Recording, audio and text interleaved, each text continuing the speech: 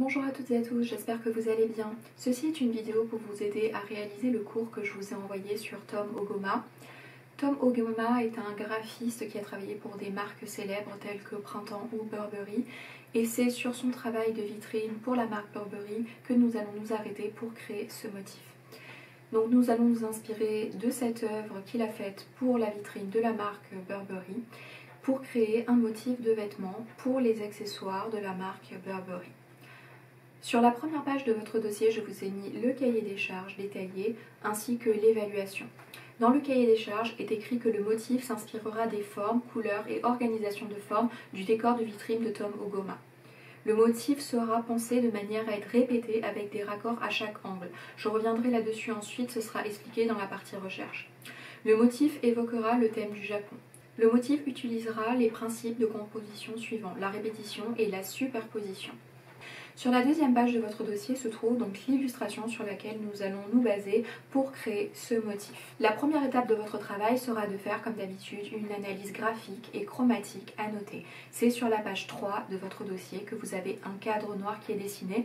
Vous devez donc faire l'analyse graphique et chromatique sur cette page. Si vous le souhaitez, vous pouvez prendre une page blanche à côté. Si vous avez une page de format A3, ce sera mieux, mais vous pouvez faire bien sûr ce travail en A4. Pour ce travail de planche d'analyse, comme d'habitude, je vous demande de respecter les principes de marge que vous pouvez casser exceptionnellement pour mettre un élément en avant si vous en avez envie, mais il faut que ça reste anecdotique et que ce soit utilisé avec parcimonie. Sur cette planche d'analyse, vous allez donc relever les formes, les organisations de formes et les couleurs, la gamme colorée.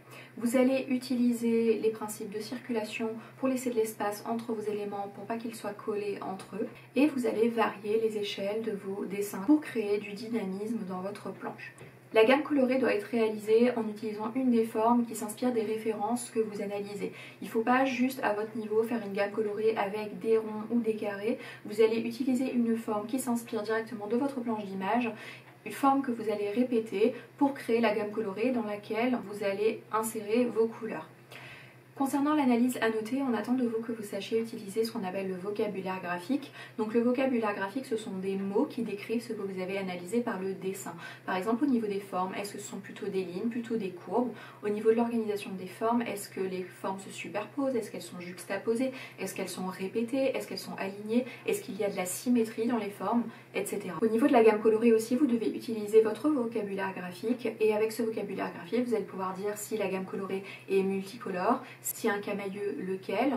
Est-ce que la gamme colorée est plutôt faite avec des couleurs vives, des couleurs pastel? Est-ce que la gamme colorée est monochrome ou bichrome, etc. Enfin, pour la typographie de votre analyse à noter, je vous conseille d'utiliser une typographie écrite en bâton, ce sera plus lisible et plus esthétique, sauf si vous avez une calligraphie qui est naturellement travaillée. Je vous conseille également de tracer une ligne au crayon à papier que vous allez gommer ensuite, donc n'appuyez pas trop pour cette ligne pour que vos textes d'annotation soient sur une ligne droite et que ce soit plus soigné pour l'ensemble de la planche. Une fois que vous avez fini ça, vous passez à la partie recherche. Dans les recherches, je vous ai donné un motif qui est déjà créé et répété en symétrie sur cet axe-là horizontal, sur cet axe-là vertical et ainsi de suite. Ce motif est pensé de façon à pouvoir être répété car ça crée des raccords de forme comme sur l'exemple ici que je vous ai donné. Sur cette même base de motif, vous allez créer votre motif. Donc vous allez pouvoir inventer votre motif dans cette partie-là de la recherche et ensuite créer la symétrie, ici horizontale, ici verticale et ici horizontale. Vous allez ensuite faire une deuxième recherche différente ici en respectant aussi ensuite les symétries qui vont vous permettre de pouvoir faire des raccords pour pouvoir répéter votre motif. Je vous conseille à cette étape-là vivement de relire votre cahier des charges pour être sûr de ne rien oublier dans le cahier des charges. N'oubliez pas les principes de composition que l'on vous donne qui doivent être intégrés en plus de vos formes, organisation de formes et couleurs inspirées de la référence graphique. Quand vous avez terminé vos recherches et que vous les avez mises en couleur, vous allez pouvoir passer au projet final. Sur le projet final, je vous rappelle que le rendu doit être un peu plus précis, un peu plus soigné et graphiquement abouti que les recherches. Donc vous allez pouvoir passer plus de temps et vous appliquer sur ce projet final.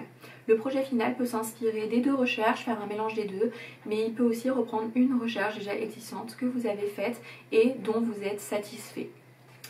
Quand vous avez terminé votre projet final en respectant les axes de symétrie de répétition pour pouvoir répéter avec les raccords votre motif, vous allez passer à la mise en situation de votre motif. C'est-à-dire que vous allez choisir soit l'accessoire de sac pour femme, soit l'accessoire de sac pour homme. Vous n'êtes pas obligé de remplir tout l'accessoire avec votre motif, votre damier de motif, juste une partie, mais il faut que le motif soit répété de façon à comprendre que les raccords fonctionnent et à voir ce que donne le motif répété sur un damier. Voilà, j'espère que cette vidéo vous a plu, j'espère que vous allez toujours bien. Si vous avez des questions sur cet exercice, n'hésitez pas à m'envoyer un mail, je vais essayer de vous répondre le plus rapidement possible. En attendant de se revoir normalement le 18 mai pour certains d'entre vous, prenez soin de vous et je vous dis à bientôt.